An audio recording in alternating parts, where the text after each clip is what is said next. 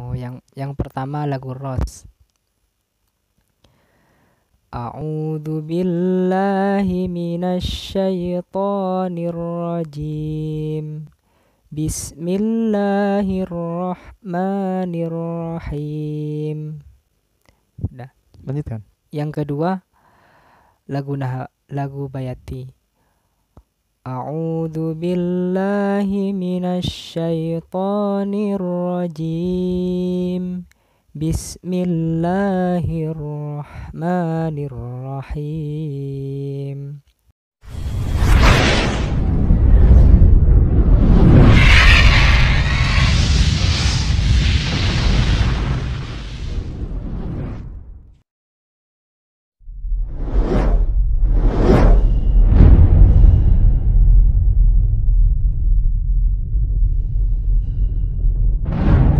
Assalamualaikum warahmatullahi wabarakatuh. Kembali bersama saya Edi Purwanto, tentunya tetap di channel kesayangan Anda, Edi Purwanto Satria Naga. Pada kesempatan kali ini saya sudah kedatangan seorang tamu narasumber yang tidak lain adalah adik seperguruan saya sendiri, masih anggota Keluarga Silat Nasional Indonesia Prisaidiri UIN khas Jember. Nah, selain sebagai seorang pesilat, ternyata pesilat ini juga memiliki kemampuan yang lain, yaitu di dunia kiroah, mampu melantunkan kalam ilahi dengan suaranya yang merdu. Langsung kita sapa yuk, bagaimana kabarnya? Assalamualaikum warahmatullahi wabarakatuh. Salam. Oh ya, boleh diperkenalkan dulu nama lengkapnya siapa? Nama saya Muhammad Rizky Maulana. Kalau dipanggilnya tiap hari tuh dengan panggilan Rizky. Rizky, lebih akrabnya dipanggil Rizky ya? Ya, dipanggil Rizky. Rizky ini di UIN khas Jember. Itu sekarang di prodi apa? Di prodi PAI. Di prodi PAI. Apa itu PAI? Mungkin ada sebagian yang belum paham. Kalau yang YIN atau yang sudah masuk di PTKIN atau di PTKI itu mungkin paham ya. Tapi mungkin dijelaskan dulu. Apa itu PAI? Kalau PAI itu pendidikan agama Islam. Pendidikan agama Islam. Oke ya. Oke. Sekarang sudah semester 8.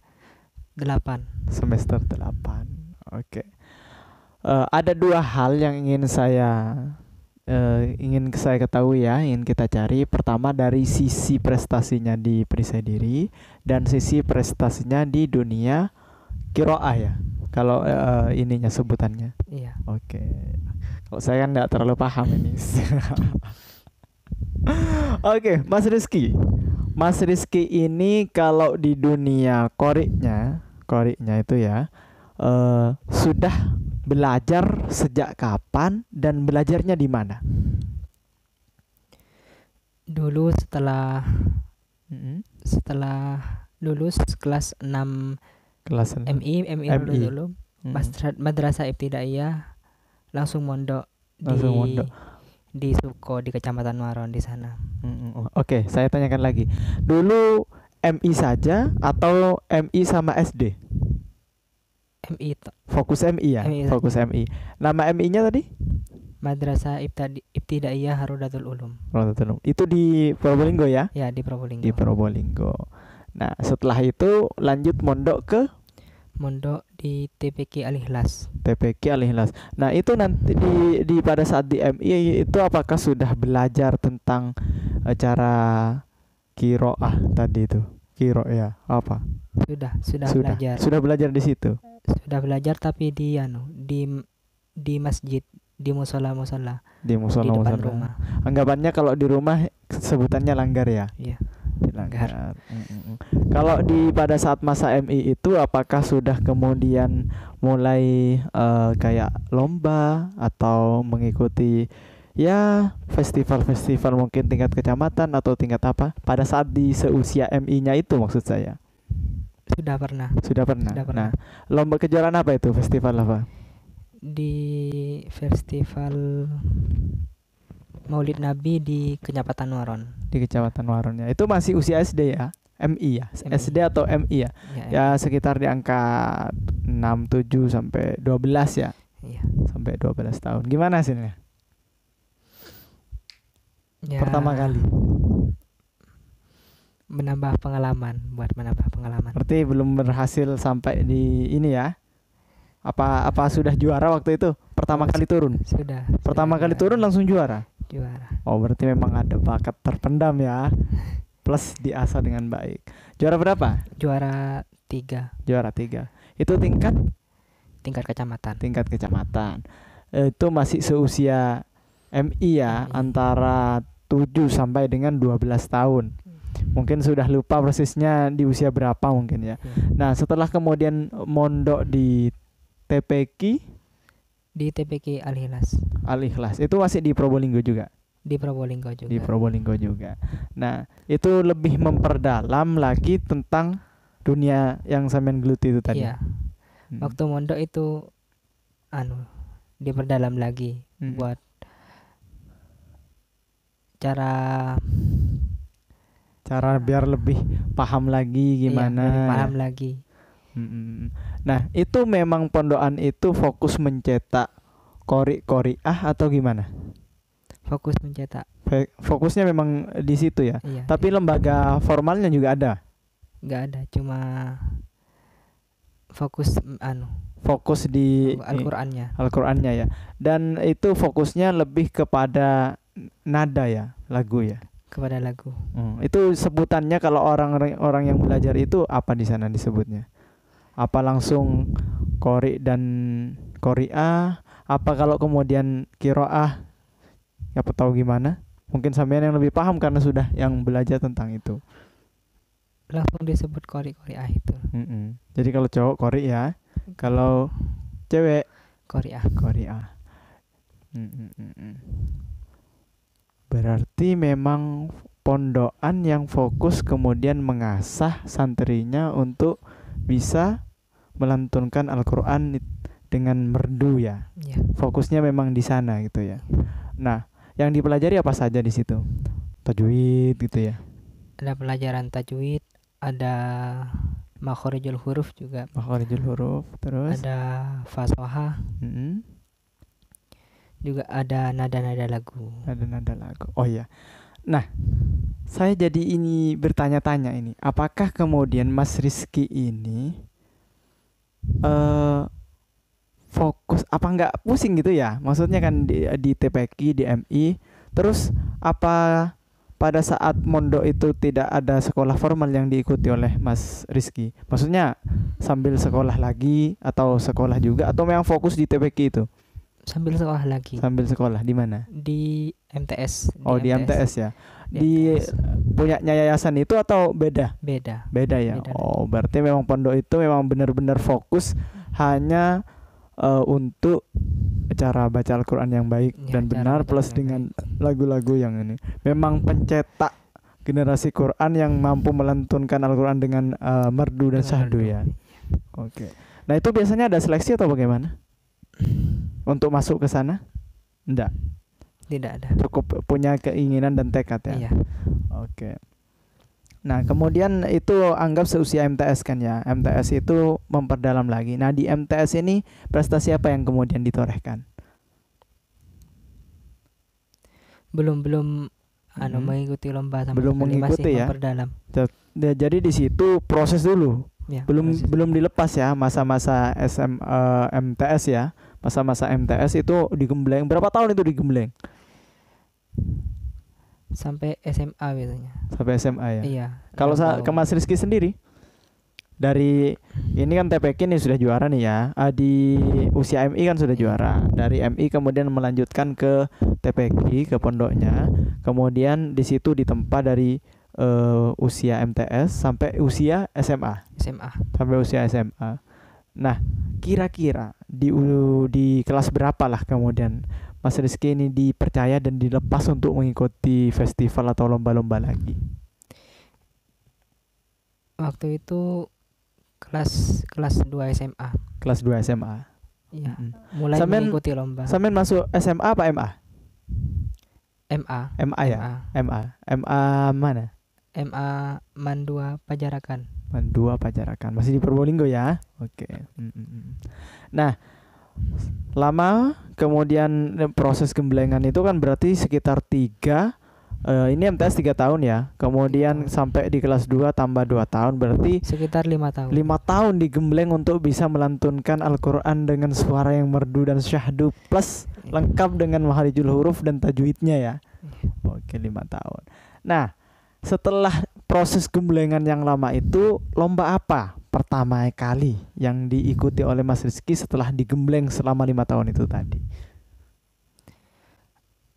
Lomba musabaqah tilawatil Quran. Waktu ikut pramuka ada lombanya, lomba qiraah di sana. Itu tingkat apa, Le? Tingkat kabupaten. Tingkat kabupaten. Oh, sudah naik berarti ya. Iya. Kalau tadi kan di MI-nya tingkat kecamatan, kemudian kalau sudah di MA-nya karena proses gemblengan itu tadi itu sudah sampai di tingkat kabupaten. Oke. Juara berapa di event itu? Juara 2. Juara 2 ya. Iya. Karena memang levelnya sudah naik ya. Iya. Selain itu apa ada lomba lagi yang diikuti? Belum ada. Belum ada. Sampai saat ini ya. Sampai saat ini. Tapi proses belajar masih terus ya. Masih. Dan terbiasa ngisi undangan-undangan gitu ya. Iya. Kalau undangan, soalnya begini, memang ketika kita sambil masuk di perisai diri Winhas tahun berapa ya? Sekitar 2018 kan. Semenjak 2018 dari Rizky ini, Mas Rizky ya, saya terbiasa manggil Adek. Mas Rizky ini sudah masuk menjadi anggota kita di perisai diri Winhas Jember. Itu memang sering kita pakai. Kenapa? Suaranya memang merdu, sehingga pada saat kemudian kita mendengarkan itu terhanyut gitu ya. Terhanyut. Sering pada saat acara-acara itu dipakai untuk mengisi kan biasanya kita ada pembacaan ayat suci Al-Quran gitu di setiap seremonial, itu mesti biasanya ini dari Rizky ini yang ngisi. Nah, dan kalau masalah teknik atau kemudian kemampuannya di segi qiraah ya, maksudnya qori gitu ya, itu kan memang sudah digembleng dari awal ya. Sudah memang betul-betul melalui tahap dan proses yang begitu panjang 5 tahunan ya. Kalau yang dari MTS-nya itu beda lagi dengan yang di MI-nya. Itu kan kalau MI kan sekitar 6 tahun. Berarti 6 tambah 5 11. Oke, 11 tahun. Waktu yang tidak sebentar, waktu yang cukup panjang. Nah, kemudian tahun 2018 masuk di perisai diri. Di perisai diri. Oke. Dan saya juga sempat menjadi saksi sejarah waktu itu. Ternyata selain bisa qiraah, ternyata dia juga mampu di kejuaraan pertama yang dia ikuti itu Koperdi ya. Koperdi itu sekitar tahun 2019 ya. Itu di bulan Mei ya. Di bulan Mei. Artinya begini, jadi masuk di tahun 2018, kemudian ada kejuaraan intern ya yang kita adakan, itu levelnya Sekorwil 6 ya. Iya, Sekorwil 6 meliputi Sekresidenan Besuki, dan itu dari proses 1 tahun latihan, apa yang dihasilkan di Koperdi itu, Dek? Juara apa saja gitulah gampangnya. Waktu itu saya juara 2 solo spell tangan kosong putra. Ya. Berarti kalau solo spell tangan kosong putra waktu itu tingkatannya masih dasar 1 ya? Masih dasar 1. Iya. Terus selain itu? Juara 3 jurus tunggal putra. Oke. Masih ingat juara 1-nya dari mana? Lupa. Cuma di jurus tunggal juara 3 ya? Iya, juara 3.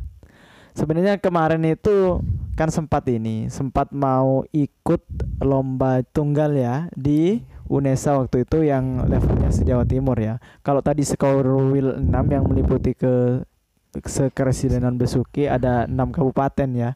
Iya. Ada 6 kabupaten. 5 ya. 5. Banyuwangi, Besuki, Bondowoso, Situbondo, terus Probolinggo. Ada 5. Jember 6 ya, betul. Makanya disebut Korwil karena 6 ya. Itu tadi. Berarti setelah proses gemblengan latihan di perisai diri Winhas Jember 1 tahun sudah berhasil memperoleh 2 kejuaraan Dua ya, berhasil menyabet 2 juara, yaitu di solo spell putra iya. tangan kosong dan juga jurus tunggal putra dewasa ya tentunya ya. Oke. Dan yang dirasakan itu tadi kan artinya kalau proses kiroa kan cukup panjang dan memang detail ya. Terus bagaimana kemudian di prestasi di silatnya, di perisai dirinya itu bisa ngejar, padahal kan ini kan baru ikutnya itu di Winhas Jember gitu 1 tahun gitu. Nah itu bagaimana prosesnya, kemudian pola latihannya waktu itu, apakah setiap hari ataukah 1 minggu 1 kali untuk bisa kemudian ngejar sampai kepada titik nyalip, kasarannya nyalip yang sudah belajar lebih awal daripada sampean. Artinya kan sampean bisa juara 3 dan juara 1 kan. Itu kan berarti sudah nyalip yang sudah belajar lebih lama dari sampean. Nah itu kiatnya seperti apa waktu dulu lah, kita flashback. Dulu setiap hari latihannya. Setiap hari latihannya ya. Ya. Tapi kalau fisik biasanya lari sampean ya. Iya. Kabur. Ini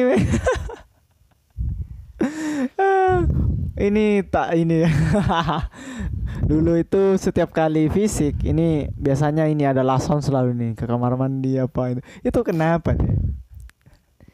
Ya kalau pagi-pagi setelah sholat subuh itu langsung tidur itu biasanya. Kan pagi-pagi kalau fisik biasanya. Enggak, kadang walaupun enggak pagi, sore gitu, itu kan fisik. Biasanya kalau fisik itu ya pasti ada alasan aja ke kamar mandi, kemana gitu. Apa memang belum terbiasa fisik waktu itu? Memang kan begini, ada tipikal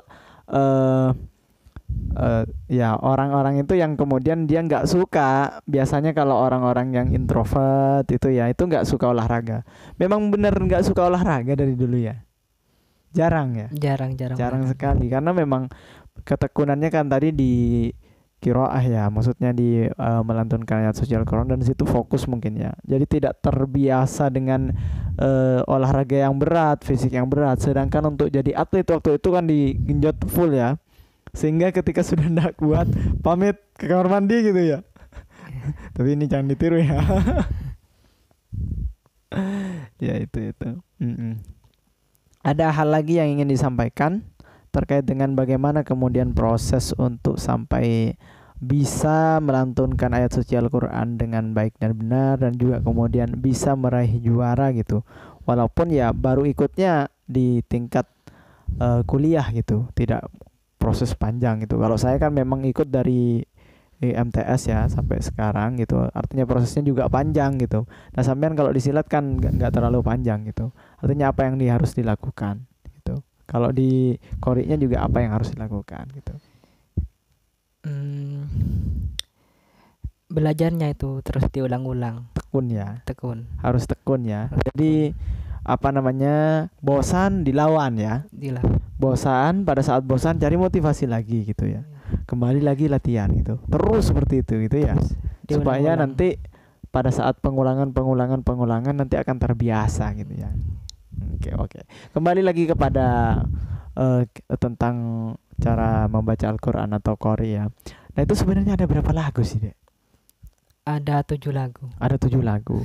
Terus sebelum masuk kepada lagu itu, apa sih yang digembleng pertama kali untuk bisa melantunkan Al-Quran dengan baik gitu? Yang dipelajari pertama kali, yang paling dasar gitu.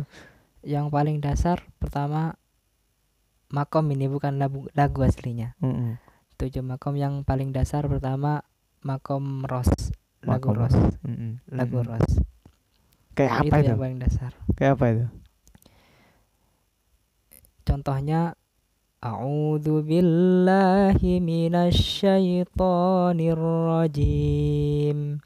Bismillahirrahmanirrahim. Seperti itu. Terus setelah itu?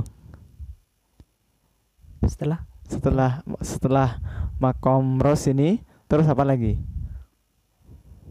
Kan saya ini belum paham ini. Berarti kan ada 7 tadi kan ya? Iya. Ada 7. Salah satunya yang harus dilatih itu adalah makom katanya tadi. Makom itu apa sih? Lagu. Makom itu lagu. Nah, lagu yang pertama harus dikuasai oleh seorang qori dan qori'ah itu adalah ros itu tadi ya. Katanya sampean. Kalau Menurut saya ya lagu Ros dulu. Lagu Rose dulu karena itu yang menurut sampean paling mudah gitu ya. Iya, paling mudah. Jadi kalau ini bisa baru naik ke tahap yang lebih sulit, lebih sulit. Nah, setelah Rose apa? Lagu Bayati. Lagu Bayati. Kayak apa itu lagu Bayati?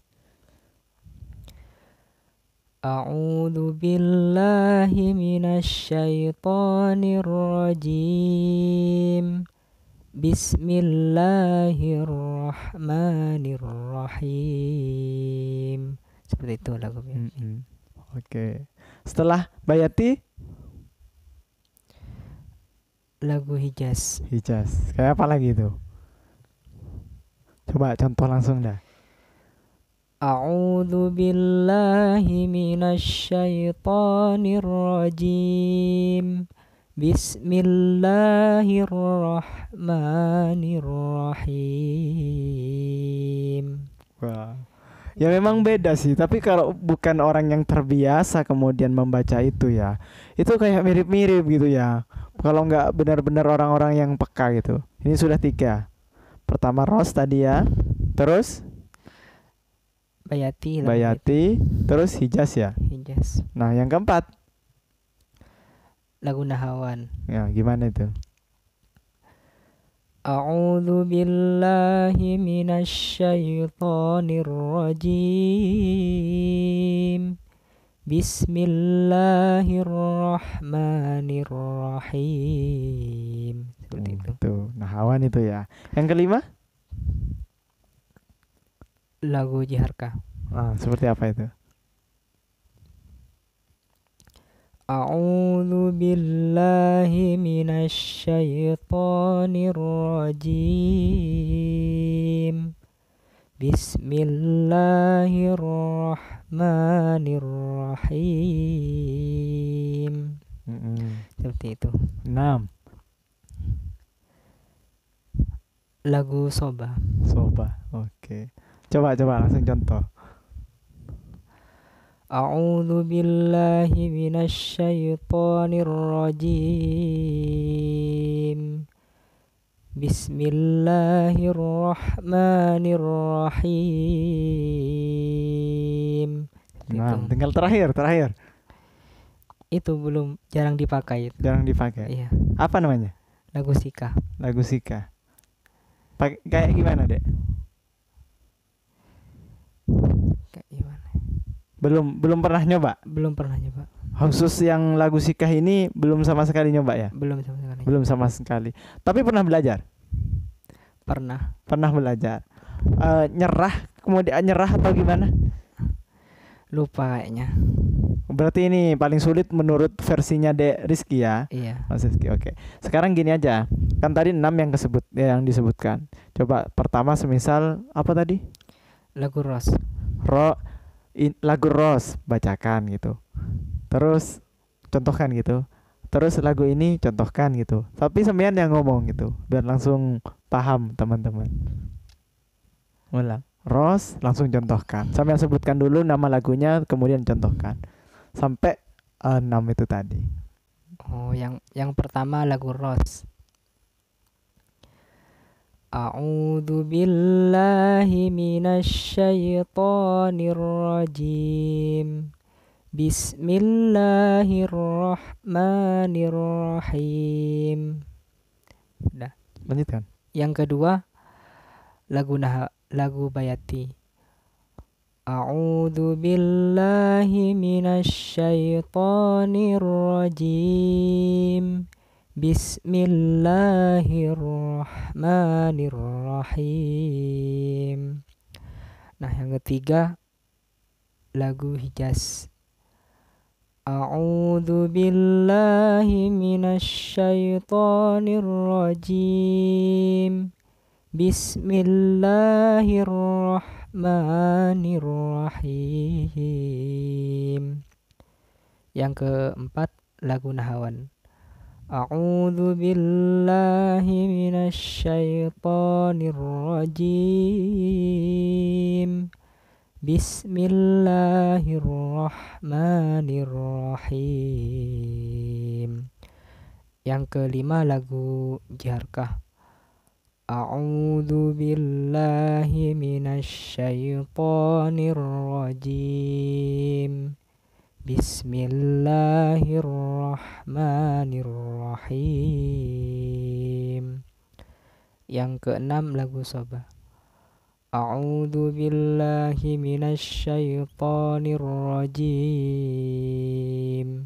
Bismillahirrahmanirrahim. Sudah. Ternyata beda-beda ya.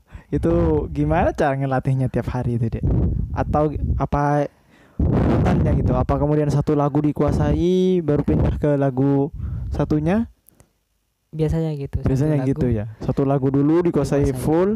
Nah, kalau Mas Rizky sendiri ini untuk menguasai satu lagu itu butuh berapa lama? Semisal lagu Rose nih ya, pertama. Untuk lagu Rose sendiri berapa lama? Kalau dikira-kira 1 bulan. 1 bulan sudah bisa ya? 1 bulan.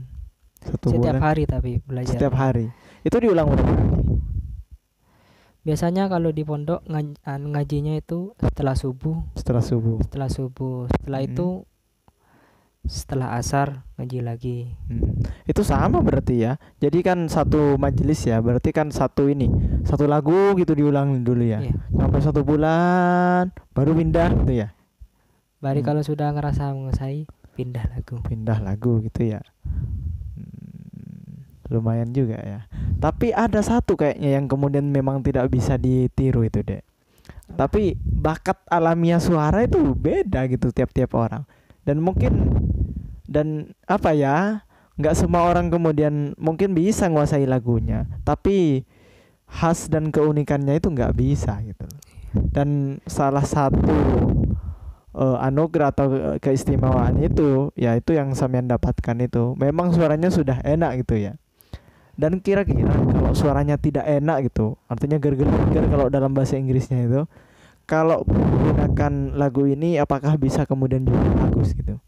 Kalau lama-lama belajar gitu. Ada nggak gitu teman-teman yang sampean yang awalnya jelek banget suaranya gitu, maksudnya ya nggak enak didengar gitu, tapi setelah kemudian belajar lagunya bisa enak juga gitu loh. Ada juga yang kayak gitu.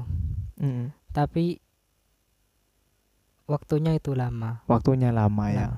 Berarti kalau yang belajarnya lama, sudah punya bakat, artinya ada bakat bawaan dari maksudnya alamiah, itu belajarnya lebih cepat. Tetapi yang tidak punya suara bagus pun, atau yang tidak punya bakat dan skill di situ gitu, tapi juga bisa gitu belajar ya. Bisa. Asalkan tekun dan waktunya lebih lama tentunya ya dari dari yang umumnya lah gitu ya. Oke. Ada hal lain mungkin yang ingin disampaikan? Sudah. Cukup ya. Intinya apapun yang hendak kita capai memang harus diusahakan ya, dengan tekun, dengan sungguh-sungguh. Kalaupun kita punya bakat, maka itu perlu disyukuri karena kita akan nangkepnya lebih cepat gitu ya. Dan kalaupun kita tidak punya bakat alamiah, jangan berputus asa ya. Kalau terus diasah, akhirnya kita juga bisa sampai ya. Bisa sampai kepada itu. Oke, terima kasih sudah mau datang ke tempat ini ya. Sudah mau berbagi ilmunya, sudah mau berbagi kisahnya. Kisah antara yang belajar secara lama dan juga belajar yang setahun tapi bisa, kemudian artinya yang diharapkan ini adalah inspirasinya. Kalau motivasi kan, menyampaikan motivasi itu kan berarti dia tidak menjadi pelaku. Dia hanya sekedar menyampaikan kata-kata mutiara atau kata-kata apa untuk membangkitkan semangat. Tetapi kalau inspirasi, maka berangkat dari apa yang dia rasakan sendiri kemudian ditularkan kepada teman-teman. Dan itu saya rasa lebih ngena. Kenapa? Karena dia merasakan langsung. Tidak menceritakan orang lain, tapi menceritakan dirinya sendiri. Apa yang sudah berhasil dilakukan oleh Mas Rizky ini, itu mudah-mudahan juga bisa dilakukan oleh teman-teman yang lain gitu ya. Walaupun tidak kepada dua hal ini, silat dan qiraah, tapi selama hal positif itu nggak apa-apa dilaksanakan gitu ya. Oke, sampai di sini ya. Terima kasih sudah mau hadir. Dan mudah-mudahan kita bisa ketemu lagi. Untuk teman-teman sekalian, jangan lupa di like, comment, share, dan subscribe ya. Sampai jumpa di video selanjutnya. Assalamualaikum warahmatullahi wabarakatuh.